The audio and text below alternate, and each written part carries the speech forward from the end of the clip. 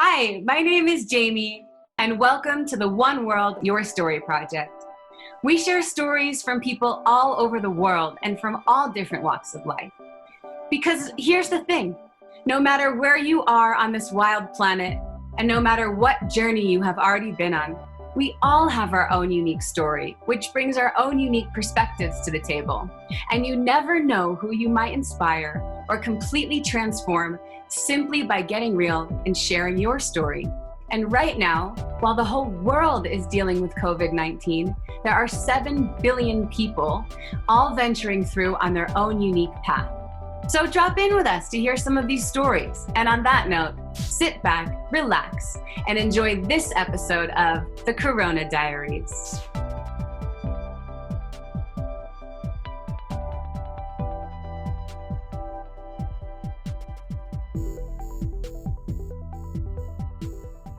Yes, today is Thursday, April 16th, 2020. And who am I sitting here with? Tell me, what is your name? How old are you? Where are you in the world? And by that, I mean geographically, where are you? But also literally, physically, where are you? And what do you do? My name is Victor Colletti. I'm 39 years old. I will be 40 in July. I'm a native New Yorker, born and raised. I currently, right now, as I speak to you, I'm in my apartment in Hell's Kitchen on 47th Street between 9th and 10th Avenues in Manhattan. And what do I do? I'm a yoga instructor. So currently, I'm technically unemployed. I'm sure we'll get into this later. I actually developed or contracted COVID-19 before the city shut down, and while I was recuperating from it at home, I never went to a hospital, but I was tested and diagnosed as positive while I was at home recovering. Then the city shut down, and when that happened, the places that I work for were shut down, so currently I'm technically unemployed. So right now, what do I do? I'm just being a human. You're just being a human. Okay. Wow. Victor, I was right. That is your name. Okay. So, wow. Where do I even begin? Now I remember Milena telling me this. Okay. I forgot to mention to this before. I will act as if I don't know you on this. So I'm about to go into it all, but, okay. So you're about to turn 40 in July. It's weird. You're like the third person that I've talked to that is going to turn 40 in the next couple months. Actually talked to a woman yesterday who's turning 40 in May. So yeah, anyway, you're a yoga instructor. Okay. And also a human, and you're in your apartment in Hell's Kitchen in New York. Are you alone in your apartment? Do you have roommates? I'm alone. I live by myself. Okay. Me too. So nice? I feel you on that one. Now, can we see the space that you're in? Sure. This is, I'm in my bedroom. Okay. Well, art and lights. I like it. And I'll get up. It's a little, I didn't have the lights on, so I'll have to turn the lights on. That's okay. And if you don't want to, that's okay too. I always like to ask because these are the spaces that we're spending our time in right now. Right. This is like my very dark living room. I have so when it comes to night, I just basically turn the lights off and put candles on. This is the kitchen. It's pretty big for a New York apartment. I have it. Yeah, because it's a really old apartment. It's a really old apartment, and it's a friend of mine's. But he kind of moved to Delaware, so he kind of bequeathed it to me. Okay. Is that where you're going to stay? Because I have to be honest, I really liked the lighting in the other room. Okay, I like that. Yeah, that's where I want it to be. So if you like that, I'll go back. Yeah, go back. Thank you. So, I mean, you're going to have this forever. So let's make it look great, right? Yeah. What did I do? I touched something. I'm so new to this. Hello? Okay. I can hear you, but I can't. Oh, there you are. Okay. Yeah. So I touched something. I'm new to this Zoom thing. You're doing great. Okay, so, and you're also I mean, I don't know what else to call it, but a survivor. Can we say that? I don't know. Or you're out on the other side. You're the first person I've talked to that has actually known that they've gone through it. I've talked to some people that have thought they had it. Ah, well, I would say that we are all surviving this. And actually, since it's been brought up already, one of my main messages is that we are all infected with COVID-19, whether it ever gets in our bodies, gets in our blood or not. Because as you know, Mm. we are all suffering from it, and we are all affected by it. Every person on the planet. And so that's actually a big part of my message is I mean, I did have it in my body and I did suffer from it physically and I was sick, but I really believe we're all infected by it because it's affecting all of You're us. right. And you're still going through it, even though you're not actually sick. I think that's a beautiful message and a really important one, actually. So, wow, way to start it off amazing. Okay, Yeah, so and there was so much, if I could, go ahead, go ahead. no, please, it's your interview. What would you like to say? I was just going to say that when I first felt sick, I don't usually get sick. I knew something I knew something was immediately wrong. I felt, and we can talk about this later. I felt like something was clearly wrong, and it was I was positive it was the coronavirus, and so when I started, because when I first felt sick, I felt very responsible. The normal me would be to go to work, would just to kind of work through it. But Mm. because this was in the ether, I was like, you cannot go to work. You need to stay home. And so I did that under the belief myself, okay, I'll quarantine myself for 14 days. So as I was doing that, I was giving myself this kind of like finish line. Like after 14 days, I can go back into the world. I don't know how that's going to be, but it kind of was like something that I was holding on to get me through it. Mm. And then while I was in that incubation period, if you will, everything shut down here in New York City, at least. And when I actually got my results, which is a longer story that we'll talk about later, the doctor on the phone, or the medical professional on the phone, who told me I had tested positive, which I was convinced, I knew, but when he actually confirmed it, he said, keep quarantining because the virus can live in the host for longer than 14 days. We're just not sure. So it kind of really was like a crashing defeat to me, because like I said, I was like, okay, I can do this. I can hunker down, stay here alone for 14 days, and then I can go back into the world. And then when someone told me not to do that, it was kind of very jarring. Yeah, I can imagine. And okay, we are going to get into all of this. And I want to just take a step back real quick first. And thank you already for being so vulnerable. Victor, do you remember the first time you ever heard about coronavirus?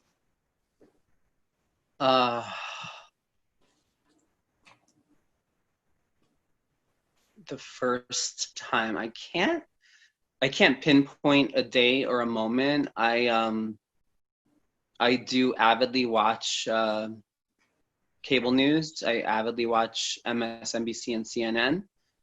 So I would say as soon as they were reporting it would have been the first time that I heard of it. So you love our current administration. I can speak freely, right? Absolutely, it's a safe space. At least for me, but this is on the record, so you'd say whatever you're comfortable saying. I'm comfortable saying, I hate that motherfucker. What was it today? I was on a part of a family text, and we were all talking about how terrible everything is. Oh, it was my mom sent to the family this kind of thing that someone posted saying that in addition to I don't even want to say his name, the president's name being signed on all the checks going out, his name should also be included on a lot of death certificates. Yeah, I've heard people say, can you be charged with homicide for something like this? Well, Because so was information, go ahead. my sister replied later on, we need to vote him out. Or she said he needs to be voted out. And I replied, or taken out. And my father kind of was like, that don't stop writing that. That could be a crime. But just to your point, that's how I feel about this administration. Yeah, and I'm a yoga teacher. I get totally, right? Which is all about like whatever. And I'm a really, really spiritual person too. I'm a lover, really. I cannot, no, there's just no is my opinion of that. So anyway, okay, so you were an avid watcher of the news, which is interesting because I've had plenty of people that I talked to say, I didn't find out until March. I don't really watch the news. I don't like to watch and it's so interesting. I watch the news. I was being informed. And not necessarily all the time, but I'm a nomad, a world traveler, and I ask questions, I pay attention. I want to know what's going on. But I don't even think I heard about it until end of January or something like that, or consciously even remember. So when do you consciously remember hearing about it? Or actually, let me ask you this. When did you get sick? When was that day? Do you remember when you started feeling sick? The first day that I felt really sick was March 10th. March 10th. Okay, that's so funny. That's the day that I flew back from Vegas, last day that I was on a plane, and the first day I got back to Colorado. Okay, March 10th. It was just, New York was starting to get hit then, actually, thinking about it, because I was in Denver. Seattle already was, and New York was becoming a thing. Talk to me. Were you aware of it before March 10th? Oh yeah. I was definitely aware of it throughout February. Like you said, it. And go back. Tell me, like, when did you start becoming really aware of it? I watched cable news every day. So so when it started becoming big in Seattle, probably is when. Yeah, even before that, it was the cruise ship that docked, and the first case was actually in Northern California. Yeah. Yep. And then after that, then it hit Washington State. And because it started in North California and then Washington State, very naively, I just thought, we think we know everything, that it was going to take a while for it to come to the East Coast. Just because when it first hit the U.S., it happened way over on the West Coast. Right, not thinking about the fact that there's the coast right there where all the travelers are coming in from. But it is this thought of like, well, it's not in my backyard, so like I'm good for a little while. I was surprised how quickly we documented our first case in New York, actually. I was like, oh shit, it's here already. Yeah. When was that?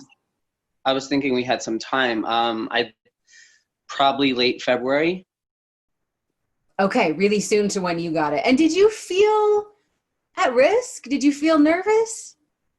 I felt aware. Okay. I felt aware. I do something with my life where I'm in groups with people. I like to hang out. I like to socialize. I like to go to my favorite bar. So I felt very aware of it. I won't say I felt afraid, but I would say I was very aware. Okay. Were you doing anything different? You were aware. Was that changing your actions at all? When I went to like one of my regular restaurants, I went to like fist bump the bartender, and he's like, "Hey, we're not shaking hands now." And so he no, he didn't coerce me into shaking hands, but I decided to shake his hand. At first, I was trying to be a little bit more cautious and distant with that, just for practice with society. So I was trying to avoid things like that. I would say I always washed my hands, but maybe I don't always like for 20 seconds. So I was more aware of like rubbing my hands more, or, you know, drying my hands off more thoroughly, Sure. things like that, you know. Okay. Yeah. Okay, so little things here and there, like hygienic things, but you were still going and doing things and hanging out with people teaching Yes. yoga, I presume. Yes. Okay, and then all of a sudden, boom, March 10th. Yeah. Talk to me about that whole day. It kind of came like a freight train. I did feel like lightheaded and exhausted the day before. It was a Monday, March 9th. And I felt something coming on, but you know, like I said, I would usually just kind of power through. And then March 10th, it was a Tuesday morning. I actually taught a yoga class at 6 a.m. And I finished teaching that class. I showered and I came back to my apartment because that's what I do. But after class, after that early morning class, I started to feel way off. I started to like know something was wrong. And I was supposed to teach again at 12:30 and later on in the evening at 7. So I was at home feeling very weak. I scrambled to get those 2 classes covered. They were at 2 different establishments. I contacted the managers of both and said, listen, I'm not feeling well. I can't teach these classes, but it was like my responsibility to get them subbed out. So I did that. But while I was doing that, it was hitting me. And so that day, it just happened all at once. It was like a vampire came and sucked all the energy out of my body. It's hard to explain. It's just like I felt like I had no energy, no life force at all. I felt so weak, like I could barely stand up. So I just actually was in this bed that I'm sitting on right now. And that's when I started to get like these like cold spells and shivers, and then break out into cold sweats. And then it like kind of came from nowhere. Like you know, people say the body aches, but that was the worst part for me. What I felt throughout my body, I've never felt before. And I hope to God I never feel it again. Just my whole body hurt. It hurt to think of moving. And I was laying in bed and this all just started happening. And a good friend of mine called me and, you know, she's like, you need to go to a doctor. And I'm like, I can't, because I can't move. And I couldn't move. And just everything hurt. And I had, like I said, no energy. And I just started to like rest and sleep. And I wrote something on that day. I could read it to you if you want. But essentially, I really felt like I was like sitting with death. And I, Feel you know, comfortable sharing it? I do. Do you want to hear it? I don't know, but I'm gonna say yes. I'm gonna say yes. Okay. So it's I write every day. It's just kind of part of my practice. Where did my journal go? Oh, here it is, right here. Okay. So this is what I'm about to read to you was what I wrote on Tuesday, March 10th, while I was by myself in my apartment. This was the first day that I really came down with symptoms, and it was the worst that I experienced the whole time. Okay, here it, no. So that's April 10th. Let me go back a month. I've been writing a lot, as you can imagine, because it is really, it's a good time to write. I just like, thank you for being so vulnerable. You're welcome. It's easy for me. I'm a Leo, so I'm very sensitive and but also like to share. So, okay, this is it. One thing that I'm not is the boy who cried wolf. I have been on death's doorstep before, and I find myself here once again. I don't think that death will take me this time. I just know that we are intimately close to each other. I feel a way that unusual fails to describe, yet I am at a loss to find any other word to suffice. I feel like a corpse, frail and fragile, skin and bones.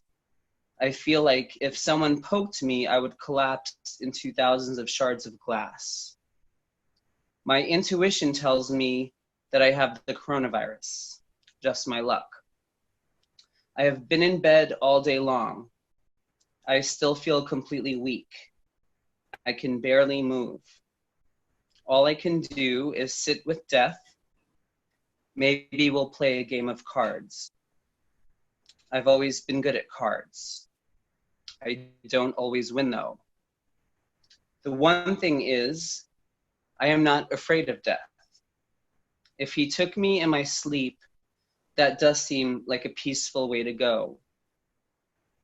However, as awful as I feel, I also have the intuitive feeling that I will die another day. How did you know? I would say years of a highly developed spiritual practice. You know, something that I wrote in there said that I've been on death's doorsteps before because in 2008, I had a staph infection in my spine. And I went to four different doctors or medical professionals who told me that there was nothing wrong with me, who diagnosed whatever I had as something musculoskeletal. And they gave me, like, the first one was at the hospital at Bellevue. He gave me a subscription for 500 milligrams of ibuprofen. And then from there, just the next person gave me something more. And then the next person gave me something more. And I just knew something was wrong. And I actually had a vision. I know this probably sounds weird. I had a vision of myself connected to an IV.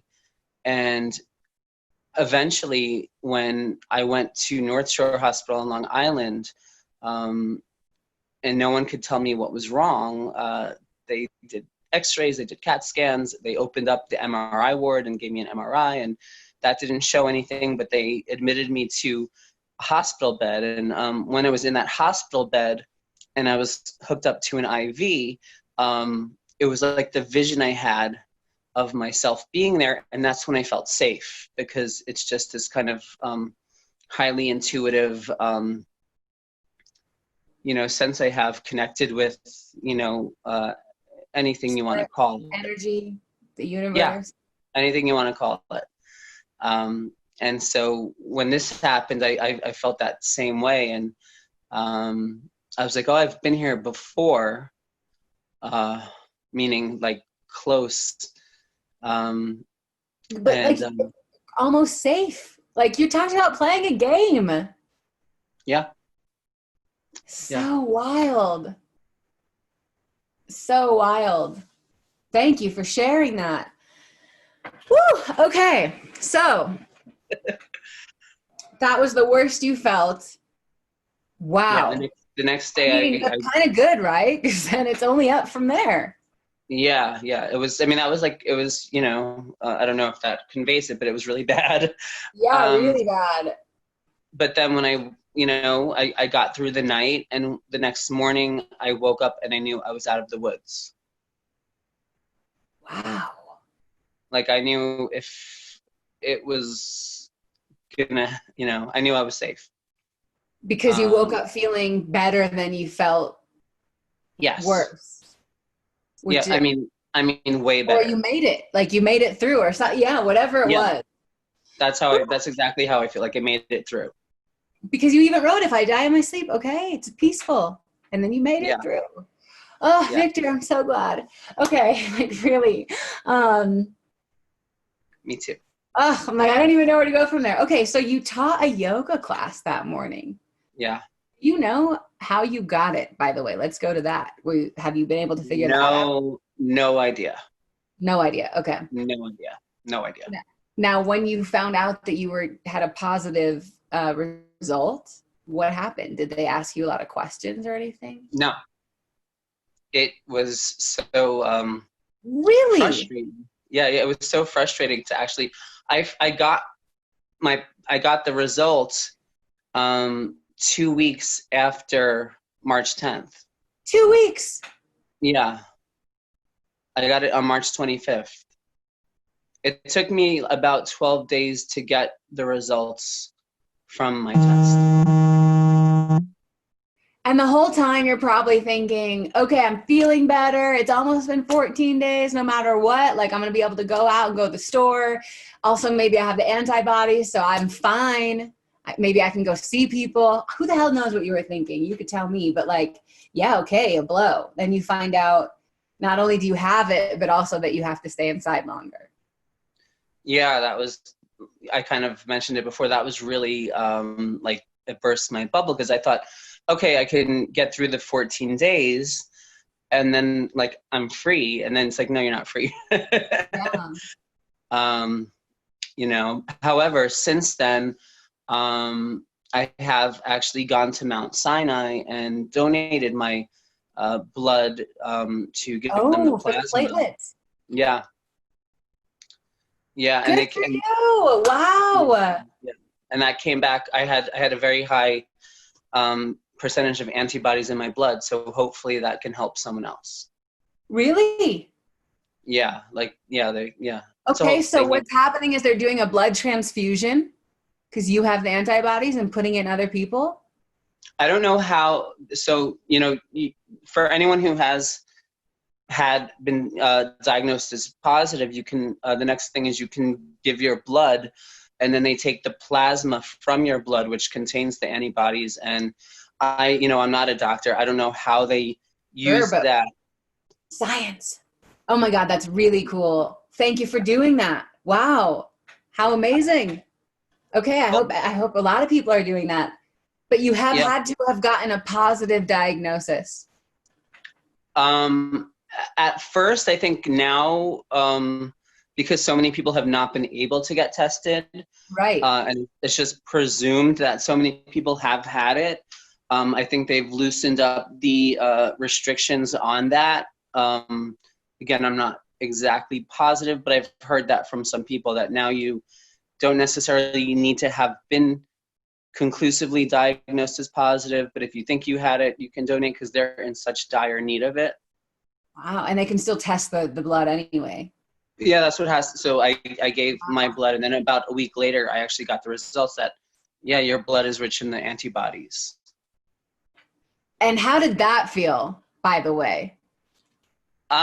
It felt lots of things because I used to donate blood a long time ago, and then I became sexually active, and I'm a gay man. And part of the restrictions to giving blood is if you're a man who has slept with a man since 1977, you're ineligible to give blood. Really? I mean, this is HIV, I imagine, is what it stems from. I mean, I wasn't even born in 1977. I know, that's why I'm like, really? Like, yeah, Jesus. So ever since I became sexually active, I haven't given blood, and that's a long time ago. So they restricted, they took away some of those restrictions. It's not completely gone, it's just modified. Although no one even asked me at the hospital what my sexual orientation was or any of that. Wow, so interesting. Yeah, so it felt like they know they don't have to now. Yeah, it felt vindicating in a way because that was something that I liked to do. And I think what so many people have been feeling is this feeling of helplessness. Mm. And so for me, I'm like, it alleviated that because I was able to do something that I felt might help somebody. Totally. Can you go back? I hope so. You're not supposed to give blood. You're only supposed to give blood about, I think, 3 or 4 times a year. Okay. Because once they take it, it takes time for it to Replenish. That's regenerate. what I was wondering. Dang. I Well, mean, hey, if they'll let me, I will. yeah, sure, of course, but I would love also to. Yeah. be safe. Now, Yeah. how does it feel to go out now knowing, well, I guess you have the antibodies, so you probably feel okay going out, right? I don't I, know. I I feel safe for myself. I also feel a need, though, a social responsibility, because there's no way for anyone to know, like, who's. It's not like the Scarlet Letter, you know. So even though I know, well, we don't know anything really. I'm presuming that I'm safe. I mean, I know I have the antibodies, but we don't know for sure that that means you can't Get get it or infected get a different again. strain. Yeah, I mean, it's presumptive. It's Right. highly presumptive that It I'm is. There's so fine. much unknown. There's so much unknown. There's so much unknown. So I presume I'm fine. I presume I'm safe.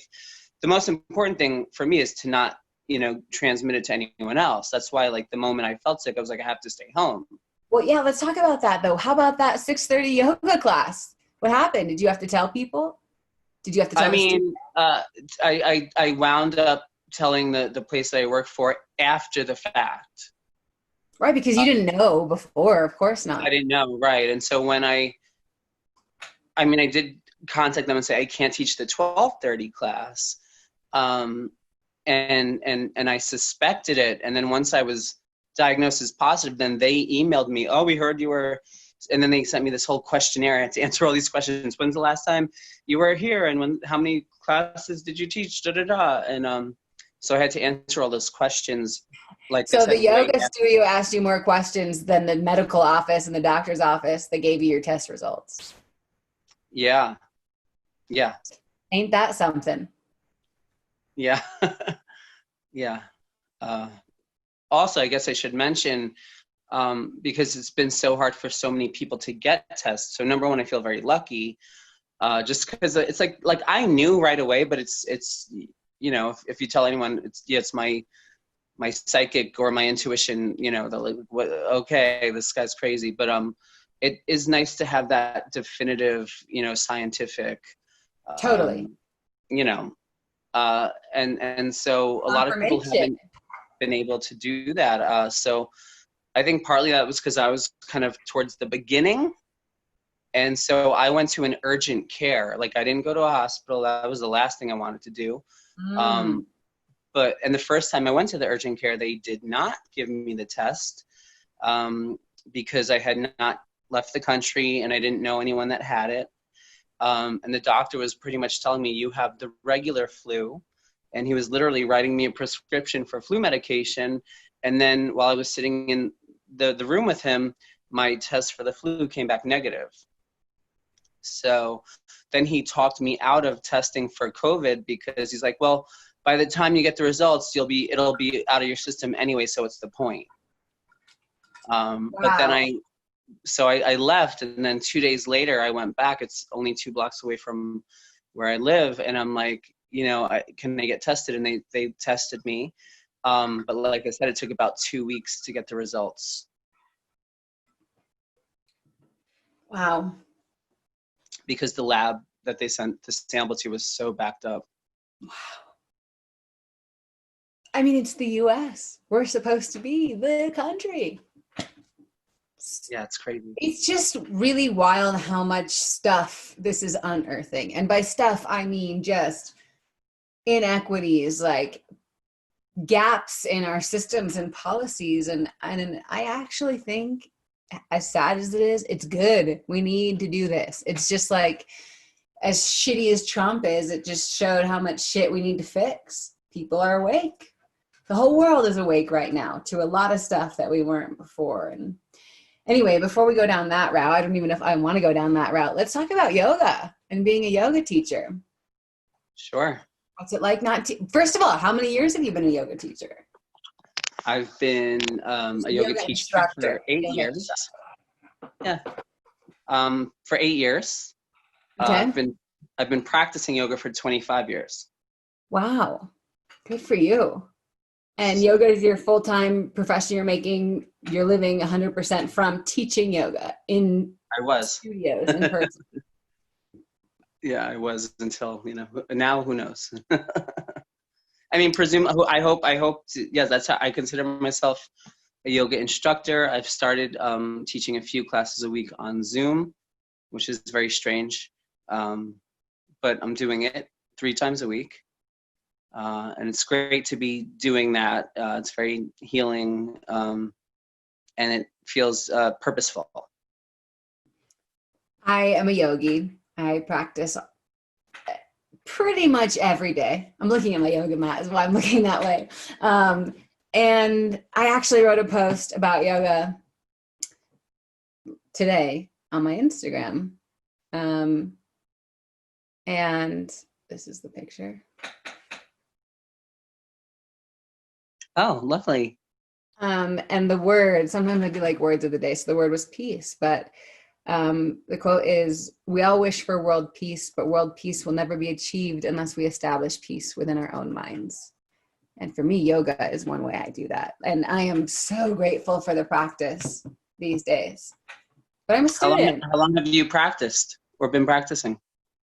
Consistently for like, I would say, I mean, on and off for like maybe like, I don't know, 4 or 5 years, but like really on and off.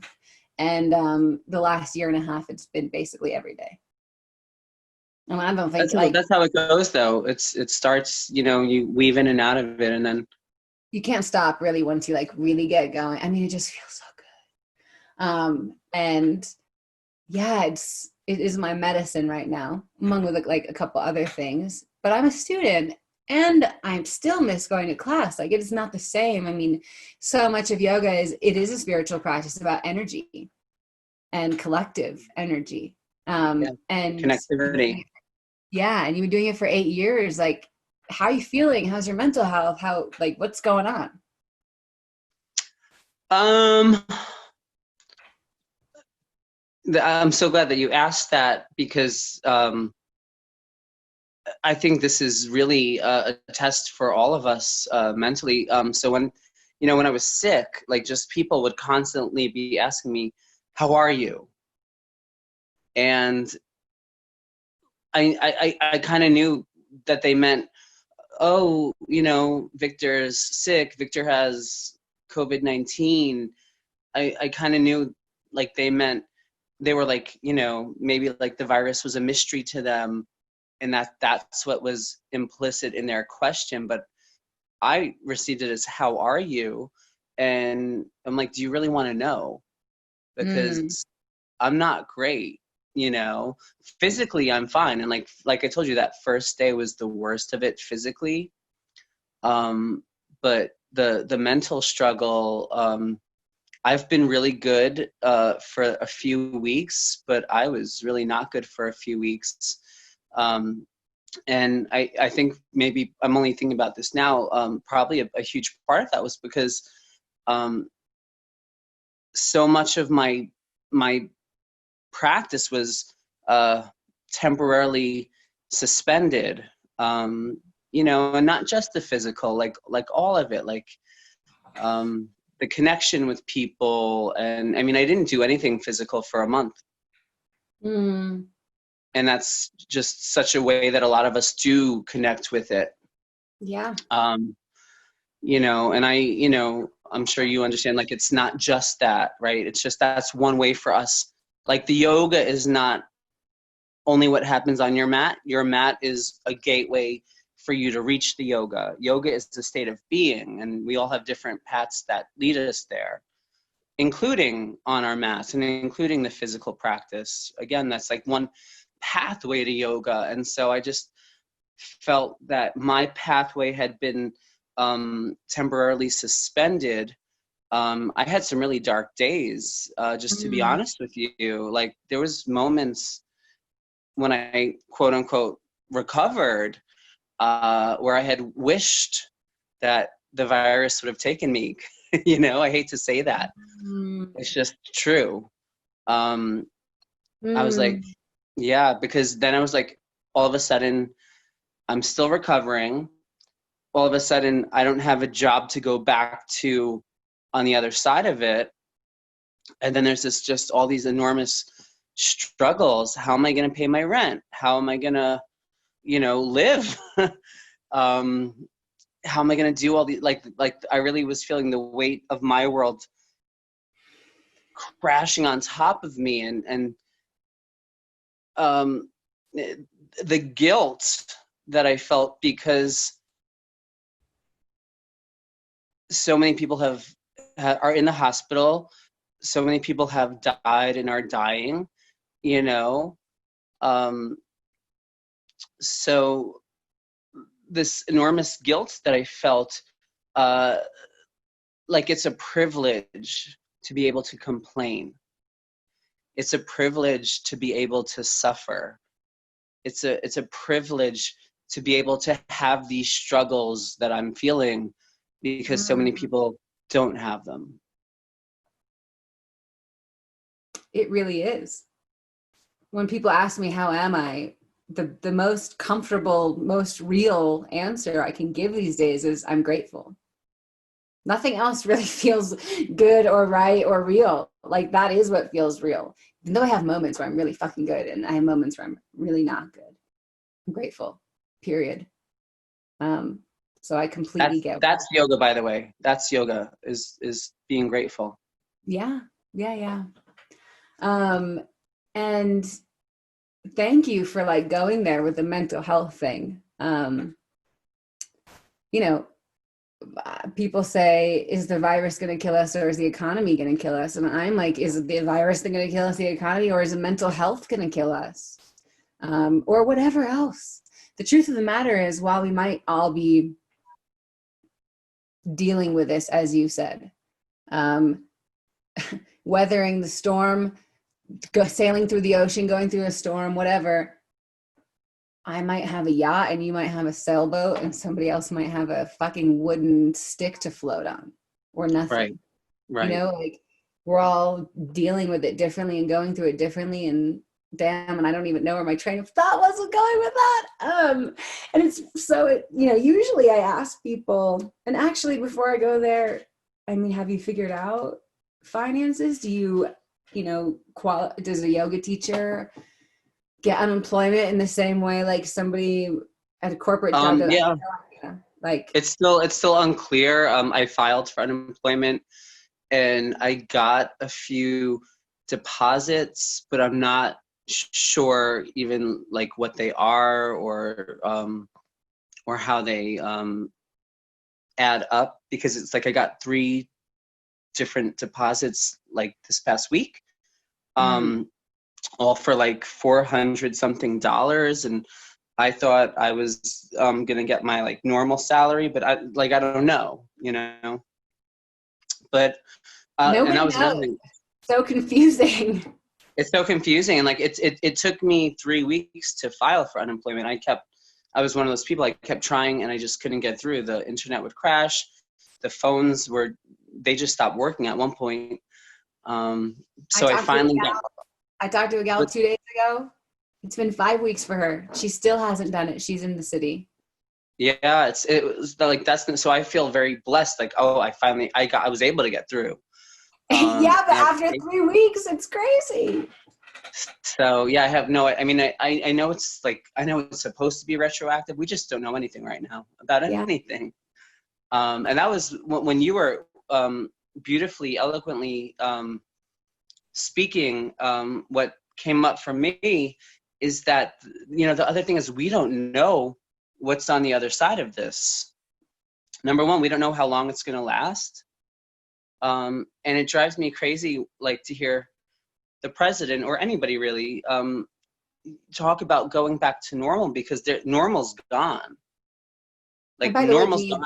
Do you want to go back to what it was? Because it wasn't so good for a lot of people, by the way. Right, but a lot of people, right, that's just it. A lot of people just want to go back to normal because it was good for them.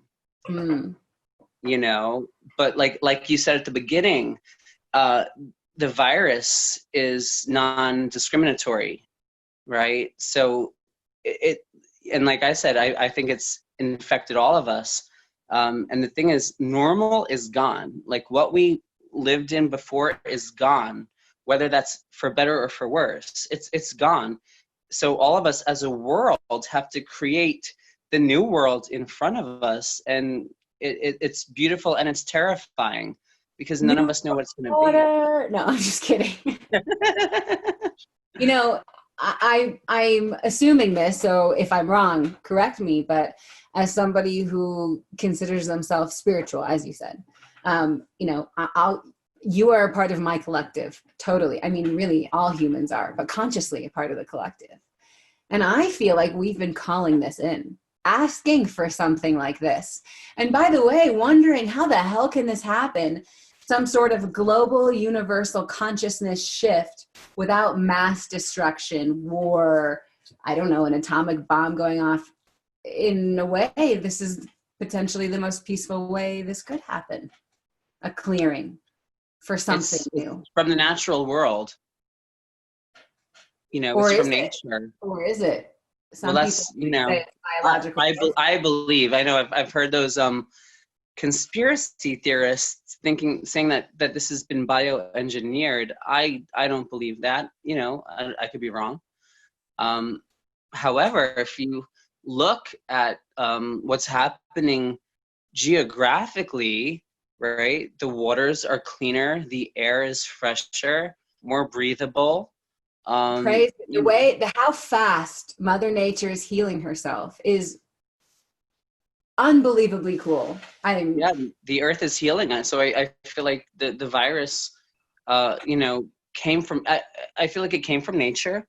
And it's just been kind of like Mother Nature's attack on, I would say, the abuse of humanity, the way that humanity has abused the planet.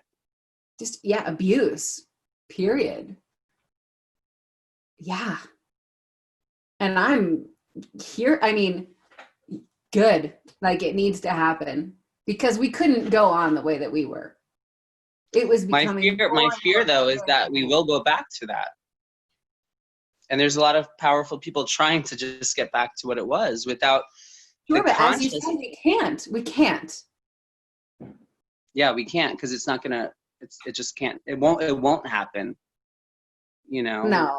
And I mean, I don't know. Let's talk about the short-term future real quick. Speaking of what could change or not change, it's 2020 in the United States of America. It's a huge fucking year for us, period, aside from any of this.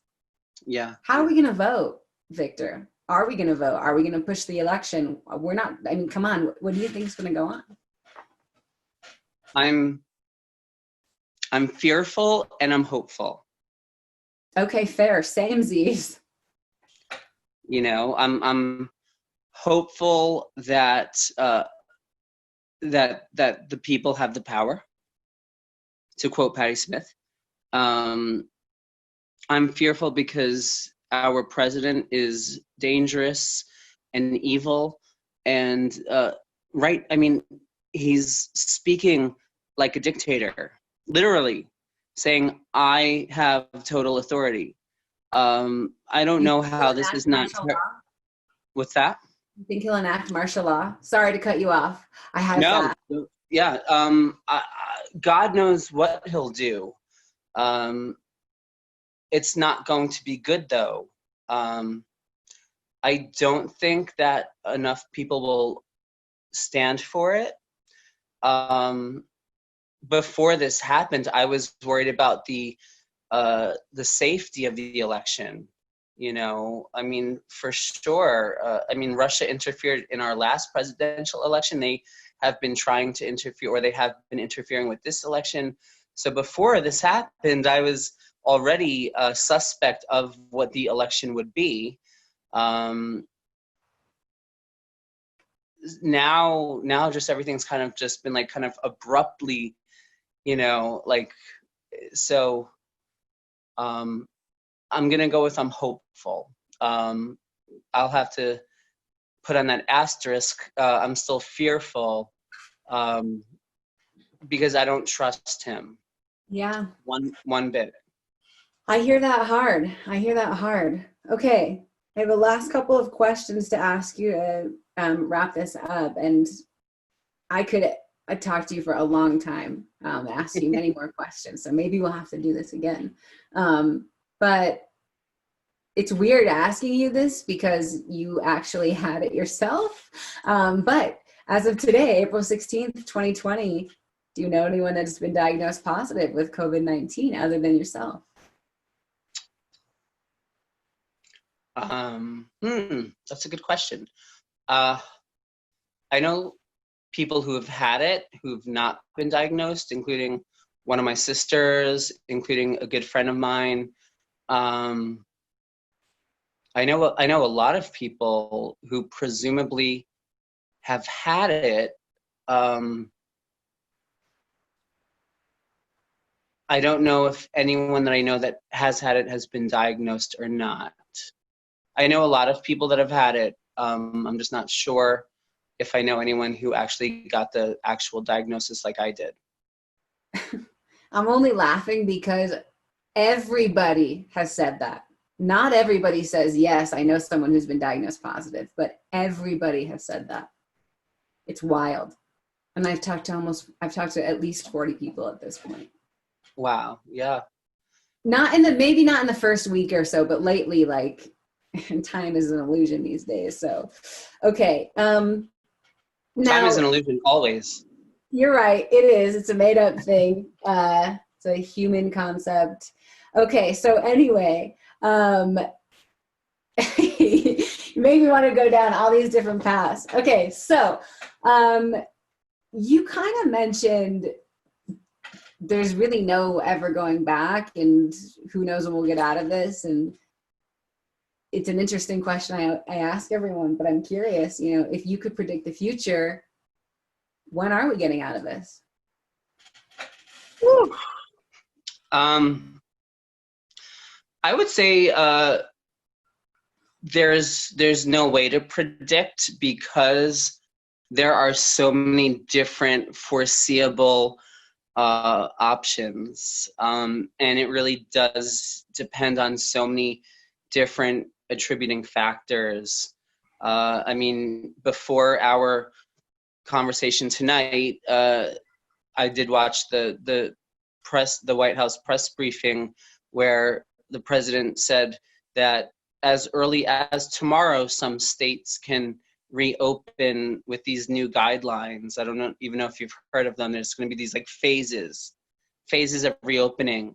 And to get into phase one, a state has to get through the gate, right? However, there's apparently several states that right now are technically able to get through the gateway to get into phase one of opening. And it's not even May 1st, and we were supposed to be on a national stay-at-home order till May 1st. So that's why there's no way to predict, because this virus is, one consistent thing about it is that it's consistently unpredictable. Oh my gosh, I didn't know that. I haven't looked at the news all day. Yeah, I mean, it was literally just announced before our meeting. Wow. So they unveiled this 3 phases of reopening. However, earlier today, the governor of New York, I call him President Cuomo, said that so many people talk about Cuomo across the country. People are looking at Cuomo. Can he just replace Biden? I was an Elizabeth Warren supporter. I felt the burn. I respect Bernie. I do, and there was that a long time. It looked like Bernie was going to be the nominee, and I definitely would have supported him 10 million%. Support fucking Biden, who's better than Trump, obviously. Oh, there's no comparison. Yeah, no comparison. But it's like, come on, that's the best we could do, America. Come on. Well, that's kind of back to our point before. It's going to take a lot to wake people up. That's a long process. And what I was saying, so many people just want to get it back to the way it was. And that's because there are a lot of powerful people who want that because it's good for them. So we're Sure, far that's away. true. And there's also just people that are afraid of change and just want to feel some sort of like comfort in the safety of it, even Yeah, though well, they those powerful don't really people want use that over the less powerful people it. because Sure.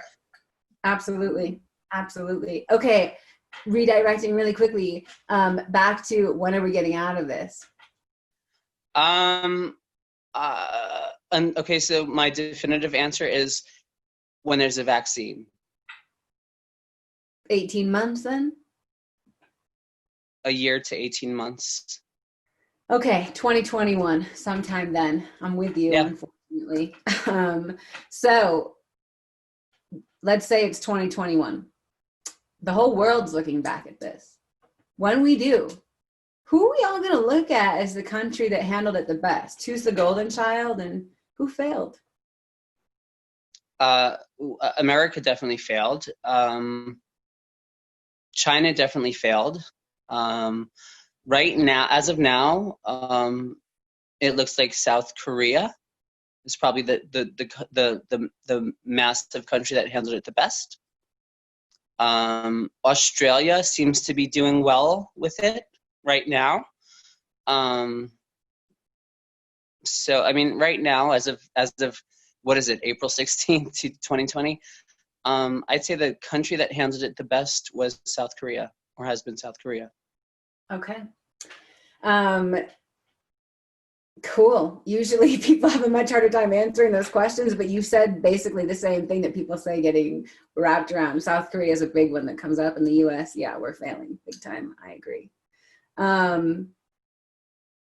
You know, something I didn't really ask you about that it's after 7. I'm like, oh, I want to ask you so many questions. Okay, 2 last questions. I mean, I'm solo in my place too. I'm not living with anyone. How do you feel about that? To your point, grateful. I have the maybe strange capacity to be well alone. Honestly, I'm so glad that there's been no one else here with me through this. Does that mean I never get lonely? No. Just I'm kind of like a lone wolf through life. I mean, I have lots of friends. I'm very social. I'm an extroverted introvert. Same. Really, like so many of the things that you're saying. And I thought I was weird for a while because I'm like, I had a dog for almost 6 years too. And I was like, man, like if I'm it's just me and my dog for the rest of my life, I'm good, really. And I did this human design thing recently with my friend. And I don't know, have you ever heard of the human design charts? I've heard of it, but I don't know it. It's really amazing. And anyway, to make a long story short, I can explain it to you another time. You have all these centers, and mine are all closed and connected. And usually, what happens in relationships and partnerships is people want to find someone that fulfills them, literally. But I don't need that. Maybe you're the same way. I don't know, but it is what it is. And yeah, I feel grateful too. I think I'd go crazy if someone was here, but fuck, sometimes I just want someone to hold me. Yeah, that's nice. That's definitely nice. That's what I miss sometimes. The touch. And now we're all so afraid to touch anybody physically. No, it's weird. It's a conundrum. It is. I'm like, and also I'm like, when's the next time I'm gonna make out with somebody? Like, feel comfortable making out with somebody. Yeah, it's. Are you I do you mean, have a relationship, or do you have a partner? Are you dating? no, I'm single. I'm single. Yeah. So do you think? I mean, I've thought about. I'm like, shit. And I'm 32. This was my year. Like, I was ready to call in my partner and find a person. What sign are you? I'm a Pisces. Oh, when was your birthday? February 22nd. Oh, happy belated. Thank you. Yeah, you're very emotional. Yes. Yes. Did you not see me crying when you were reading your thing? I mean, I might have I noticed guess that. really anyone maybe do. I am sensitive, yes. Emotional. Um, but yeah, it's just an interesting thing to think about, being single, living through, like, when are we going to feel comfortable kissing each other, sleeping with each other? Will we give a shit? Will there come a point where it's like, you just need that? We're animals at the end of the day. Can't forget Yeah, that. yeah, I agree with you. I've gone through my own thing where I've kind of grappled with being alone my whole life. And I went through a long period of my life where I felt like that was just the path for me. Um, Not to say that I've ever been, you know, abstinent. But just in terms of a partner, Sure. I've kind of Same. resolved myself to like, okay, that's just not going to happen for me. And then I fell in love with someone, and then all of a sudden it just kind of like reawoke that. But that was over 3 years ago now, and it just kind of really devastated me. I'm probably still in love with him. I don't know Mhm. why, but I am. So even I dated someone after that, and it just wasn't the same. So right now I'm not. It's not even on my radar. Basically, just that I can say that I've already uh, grappled with the thought of being without a partner for the rest of my life, and I became somewhat. I made peace with it. Sure. I get that. And in a lot of ways, I feel like I have too, in weird ways, but also not. Um, but like I said, it would take a special someone to go through this. But anyway, this isn't about me. This is about you. And what the last thing I would love to know, and No, I then like to hear about you. I've been talking about myself. well, this is me interviewing you. We'll have to do that another time. So I want to know, I truly think that, and I kind of mentioned calling this in, wanting this. I also think aside from any of that is when there's tragedy, hardship, when humans are backed up in a corner and they have to figure it out, we do. It's when our spirit shines the most. And so a lot of good, excuse me, God bless.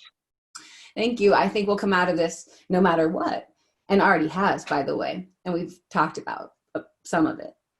But I would love to know, like, what good, what positive things, what transformational upward things have you already seen happening with your friends, family, local communities, New York, the US, the world, the planet? And what do you think good is going to happen? Great question. New Yorkers, we're uh, very resilient, and in the face of great tragedy, we really see the best in people. It happened, on September 11th. I was here in Manhattan, and just the way that not to sound trite, just the way that there's this sheer outpouring of love that happens. One thing that I've been, you know, thinking about and saying is, to people, to friends of mine is, why does it take the worst of things to bring out the best in us? Totally. Why can't we always call that person we're thinking of? Or why can't we always tell someone, hi? Why can't we always tell someone, I love you? But I think that's to answer your question. Like, that's what is happening a lot. There's a lot more of reaching out to people. There's I think a big shedding of the emotional walls that we put up, because we kind of have this permission to allow those feelings to flow, where so many people kind of don't allow that to happen, or they put up a wall, or they block themselves from that. And so just a long answer to your question is, I think the collective wall has been taken down, and we can just be nice to each other, you Yeah. know and we can just be loving and kind and generous. And so that's, a lot of that has been happening. It's Another amazing. Yeah, another thing is just like it's shown light on so many real pertinent issues that I hope we will address and Hmm. fundamentally change, like the inequalities in socioeconomics, and to help people of color, and to address racism and discrimination, and to see how it's embedded in our culture here, at least in the United States, and to actually not just see it, because this happens time and time again, like it did with Hurricane Katrina, and then we just kind of sweep it under the rug again. Maybe, and this is where it's, just being hopeful, maybe we'll actually start to change it, even if it's like a little bit. I think we will. That's great. I think And we I will. always, I mean, we're doing it every day at my job, that's you know? beautiful. Yeah, thank you.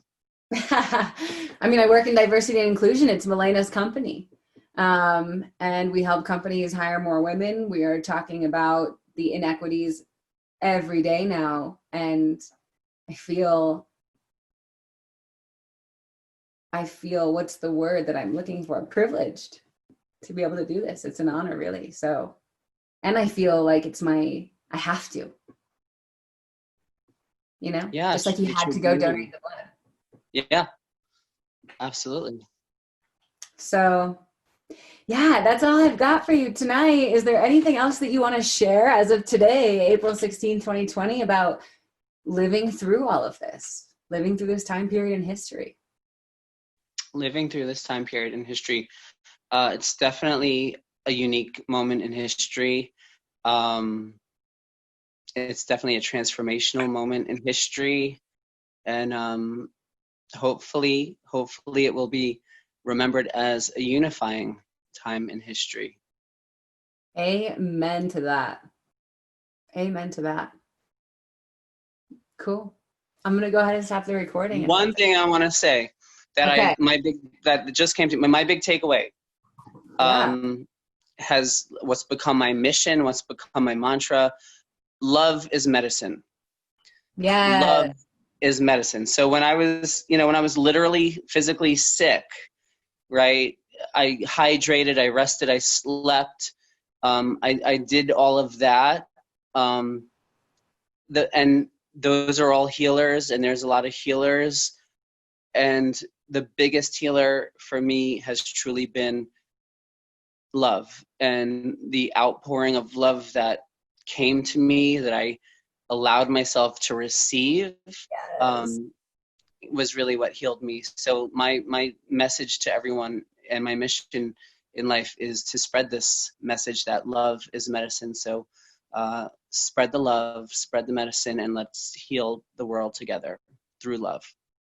Thank you so much, Victor. You're amazing. And I'm so happy that you are here to tell the tale and continue spreading this message of love. It's so needed. So thank you. Thank you, Jamie. Nice to meet you. Thank you so much for listening to this episode of the One World, Your Story podcast. If you enjoyed hearing this story and you wish to hear more, make sure you subscribe to us on iTunes and YouTube, and of course, follow us on Instagram at One World, Your Story. From all of us here at the One World, Your Story podcast, we are sending you so much joy and love. Have a wonderful rest of your day.